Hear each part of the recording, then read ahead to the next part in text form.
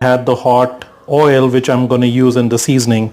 Meantime, for the burgers, took out the mayo, some red chilies into this, and chili flakes. Mix it. No brown sugar. No, I don't use brown sugar. It makes the food milder, and it makes the food more sweeter, which I don't like.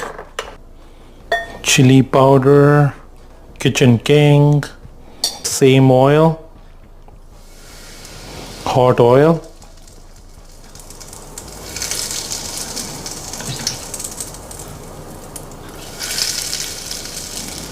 Whole big ass chicken piece in this. Make sure you bathe the chicken in this.